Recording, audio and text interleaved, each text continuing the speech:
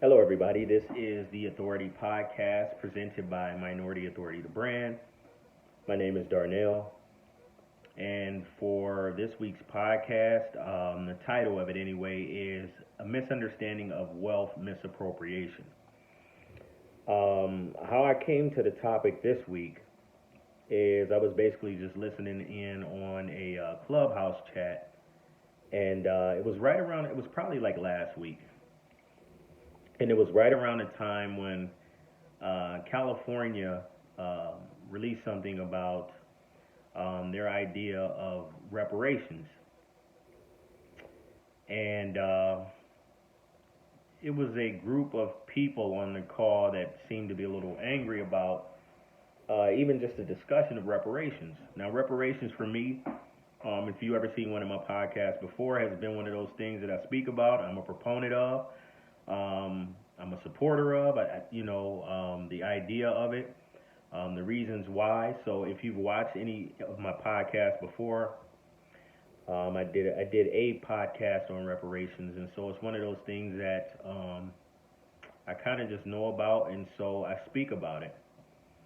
And so whenever I hear people, whenever I hear opposition for reparations, it kind of just it grinds a gear in me. It makes me, it makes me want to. I don't want to say it makes me angry, but it's something that kind of just bothers me when you hear people speak about it, especially people who aren't black, mostly white people who tend to be angry about it, even just the talks of it. And so after I listened to it, I basically wrote down some of my feelings, and since I read a lot of stuff, I take a picture of a lot of things that are cited, like that I get out of books, and so I can kind of cite some of the information to kind of back my personal views on why I feel the way I do for whatever reason, any kind of black reason anyway, but for reparations for this topic. So I write all my ideas down, so I'm gonna read them, and that's pretty much what the topic is gonna be.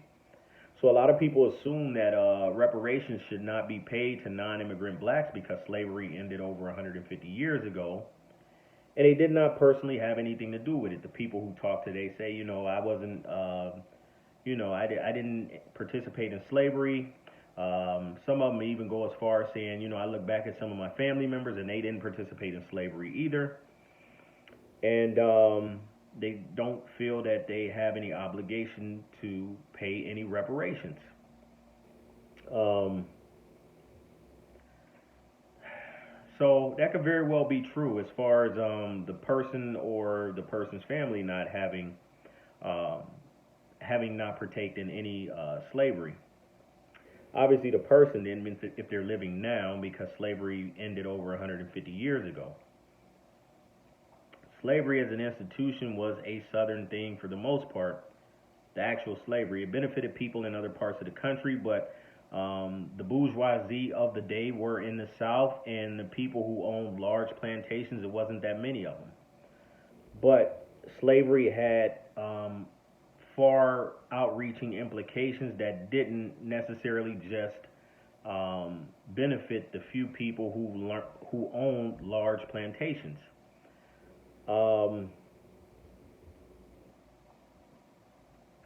Let me see. America was built was America was in fact built on slavery. Cotton for at least the first third of the 1800s was America's biggest export. Yes, there were immigrants who helped build the country, but they were willing and paid wages. Meager wages, but wages nonetheless. As far as I know, there were no voluntary immigrant slaves. Um, I want to run some info down from you, and what I'm going to do is I'll include the book that I got it from, and I'll include the page number. There is one or two of the not necessarily a study, but one or two of the quotes that I'm going to take out of a book. I don't have the page number for. I can give you some kind of a estimation of where I got it from as far as I don't know, close to, not the exact page number. If I read a book and I go through the book and I find that it's something important in there, I generally take a picture of the page, and sometimes the page number be at the top, sometimes it'll be at the bottom. And just in a haste, I don't get the page number, and so there will be cases in which I can give the book or whatever, but I can't give the exact page number. So um, this is some info that I found in regards to cotton. The value of cotton exports amounted to about $750 million in the 5 years previous to the Civil War. So that's 1855 to 1860, which represented more than half of all U.S. exports. This this portion, I guess, came from The Invention of Race, which is a book, and you can find that on page 161. Um, so what I did with that information is I put the number into an inflation calculator, the $750 or 750 million. I put it into an inflation calculator. The thing to know about the inflation calculator is the inflation calculator only goes back to 1913. And I've tried multiple inflation calculators to figure out how much it was. I went with the government inflation calculator. Um, and $750 or $750 million in 1913 money is about $21.2 billion today. As I mentioned earlier, we're talking about the previous 5 years up until the Civil War. That was actually 58 years before 1913, which is when the farthest back an inflation calculator would go. So basically, what I'm saying is the number in today's dollars would probably be more like 50 to 60 billion dollars of income taken, and that's annually. So 50 to 60 billion dollars of American money or of Americans' economy was basically cotton exports generated from slave labor. This is only cotton exports as an FYI. It does not include slave labor. A lot of slaves were craftsmen, were leased out whenever there was downtime, had insurance on them, and I can imagine there was all kind of insurance fraud. Your slave, if he's working 10 hours or however many hours a day, he's tired. Maybe he hurt himself. It was probably easier to kill the slave and collect an insurance payment on him than to keep him around. They did domestic work and, of course, more nefarious things such as sexual favors and slave breeding for profit by overseers. So if you had men and women and they were young and of breeding age, you could breed them and sell them. A kid, if it was a young male, they went for a lot of money because you knew the slave owners knew that they could get a lot of work out of them for the next 20, 30, 40 years. In 1860, the value of America's 4 million slaves accounted for 16 to 20% of all U.S. wealth, or 1 to 2 years of national income. The total U.S. wealth in 2016 was about $85 trillion. The value of slaves as a function of U.S. wealth in 2016 will be the equivalent of $19 trillion to $38 trillion. That averages out to about $22 trillion of value. Now, to differentiate with what I said earlier, we're just talking about cotton exports. So that's the labor that slaves brought to the table. The $750 million was the labor that the slaves brought to the table. So that's basically your yield. The value, which is the wealth, is equivalent to, they averaged it out to about $22 trillion of wealth of what the slaves were valued at. The best way that I can explain this is to think about a house. Now you can rent your house out and you can charge $800 a month, $2,000 a month, or whatever it might be that you want to charge. That doesn't have anything to do with the value of the house. Once you rent that house out and you rent it out for a year, if you got the money off of it, if you got however much money, $800 a month yields for the next year, you can kick that tenant out and say, hey, I want to sell the house. That is the difference between the amount of money that the slave yielded versus the amount of money that the slave was worth, if that makes sense. An interesting note, which I wrote down, the total combined net worth of African Americans in 2016 was $1.5 trillion. This means that 4 million slaves in 1860 had an equivalent economic value that is about 15 times more than the net worth of 40 million plus black Americans over 150 years later. The slaves were more valuable to the economy than what the total net worth of the African American community is today. That is taken out of Black Tax, the book, and you can find that on page 46. I did a book review on that. So that's Black Tax, page 46. That is called misappropriation of wealth. To have the slaves valued at that much more 150 years ago than what African Americans or black Americans are valued at today. So let's discuss the continued wage of whiteness. This is another concept. I'll explain. The premium paid in terms of preferential treatment based on skin color, which is very much tied to wealth in this country. This is for all the people who say, I didn't have anything to do with slavery. My family didn't have anything to do with slavery. I don't hate black people. Anything that you can think of to where they want to not take accountability for the things that have happened in this country to African Americans, black people, whatever you decide you want to be called. And this is also, let's see, Bank of America had overcharged 200,000 minorities with higher interest rates and fees than white customers with the same credit score. They ultimately were fined $335 million by the Department of Justice. That stat is taken from Black Tax, page 18.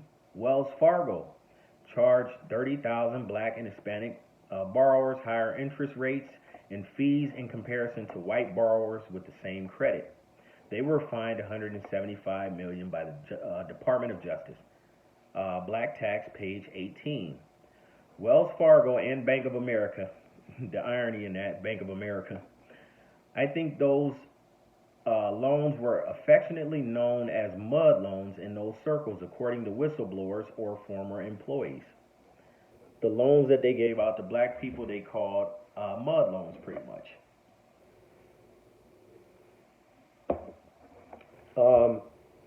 Here's a list of auto companies charged by the Justice Department for charging black buyers higher rates than whites with similar credit risk.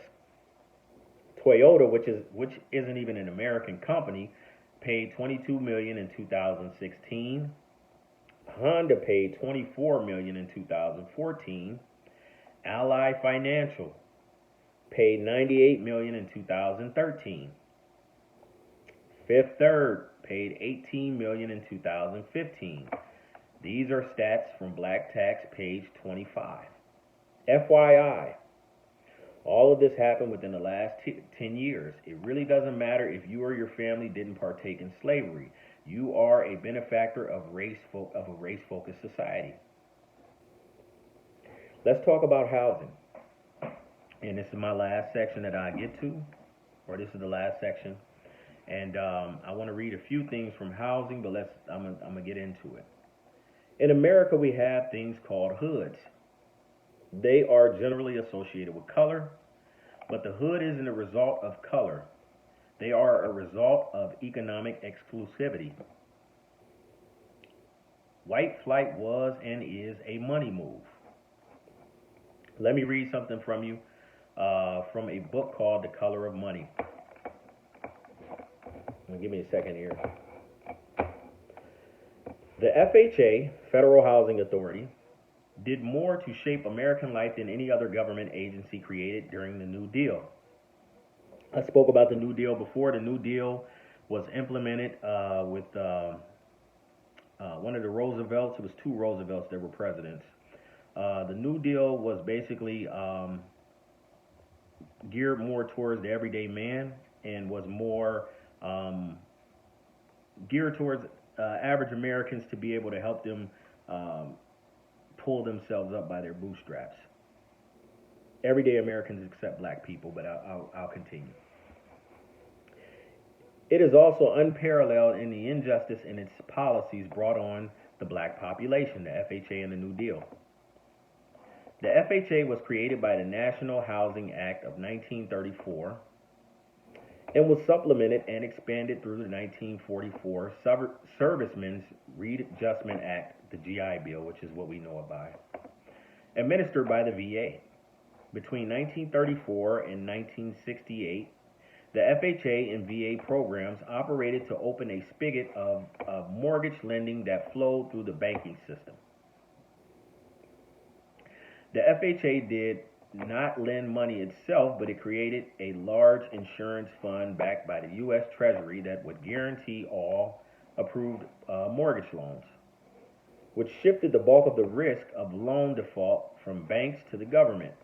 By creating a buffer to absorb default risk, this new government infrastructure opened the floodgates for an unprecedented amount of private capital to flood mortgage markets. Virtually overnight, mortgage loans became easy, risk-free, and abundant.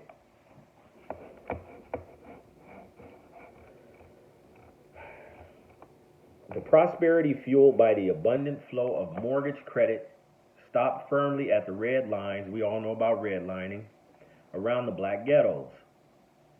The protocols and standards of the FHA pushed whites up and out of the slums into the suburbs, but they held back blacks. The bureaucracy was now actually enforcing segregation. This is state-sanctioned segregation, which is why the government is culpable. Even if a single person, a white person says, I didn't have anything to do with slavery or anything like that, and my family didn't have anything to do with slavery, why should we pay? Because it was government enforced. Government sanctioned, whatever you want to call it. The FHA's 1939 underwriting manual explicitly prohibited lending in, sorry, I'm going through the reading, neighborhoods that were changing in racial composition. In a 1941 memo, the FHA unapologetically explained that the rapidly rising Negro population has produced a problem in the maintenance of real estate values.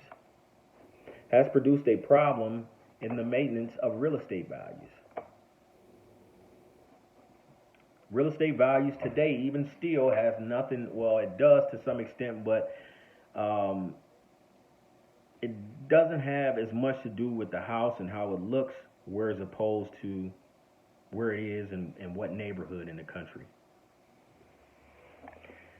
A good neighborhood, according to the FHA, was one that prevented inharmonious racial groups, which meant that the only groups that did not threaten property values were white families.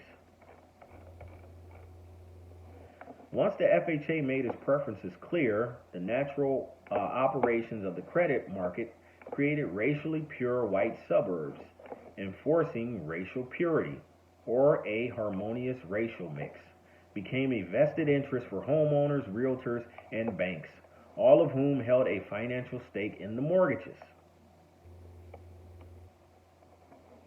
If a neighborhood is to retain stability, said the FHA manual, it is necessary that property shall continue to be occupied by the same social and racial classes. The FHA even offered suggestions for the best way of achieving this result, which they said was through race-based subdivision regulations and suitable restrictive covenants.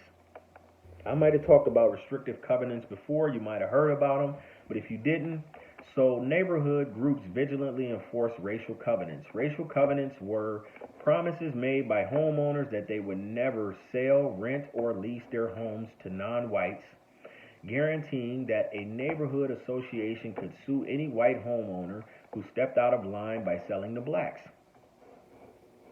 The FHA only stopped recommending racial covenants in February 1950, 2 years after the Supreme Court found such covenants unenforceable in the landmark 1948 case, Shelley v. Kramer. The FHA policies resulted in some outrageous acts of segregation. Kenneth Jackson describes how, when a white neighborhood in Detroit came too close to the borders of the black neighborhood, the homes were denied mortgage approvals. The solution? A white developer created a concrete wall. Boy, don't that sound familiar. Between the two neighborhoods, it worked, and the white mortgages were approved. Such strong enforcement of the color line unsurprisingly led to an uptick of violence against black homeowners. But in the end, the policies achieved their desired outcome. Between 1934 and 1968, 98% of FHA loans were to white Americans. In some cases, whole cities were ineligible for FHA funds. Levittown, New York, the emblematic suburb, which I spoke about Levittown before, was typical of the racial divide. As late as 1960, not a single one of the Long Island Levittown's 82,000 residents were black. Now,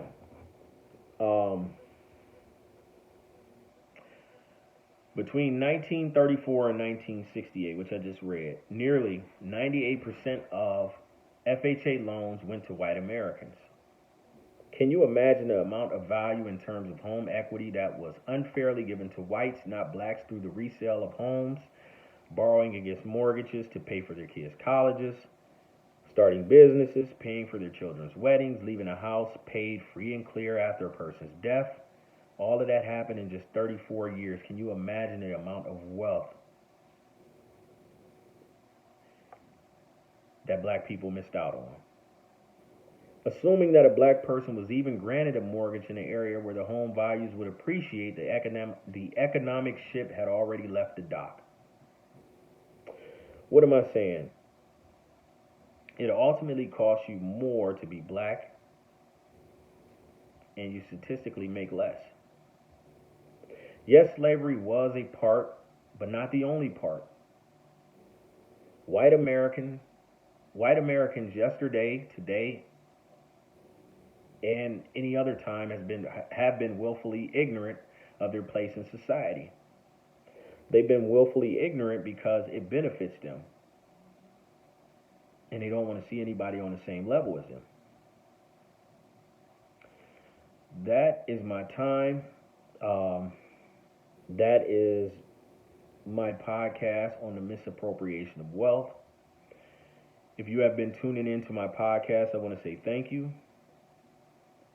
I'm working on getting on TikTok to do shorter videos. I'm working on making these better. I'm getting a little bit more comfortable. If you see me wearing a hat, it's because I got a bad haircut, I believe, and I've just been putting a hat on, and so that's why you see me in these hats. I usually let my hair out, but not today. Not for a while until I can grow it back. Thank you for watching. I am on I am on Instagram, Minority Authority Brand, Facebook, Minority Authority Brand. Said I'm working on getting on TikTok, and that is my time. Thank you for watching. Like, subscribe if you can, and I appreciate it.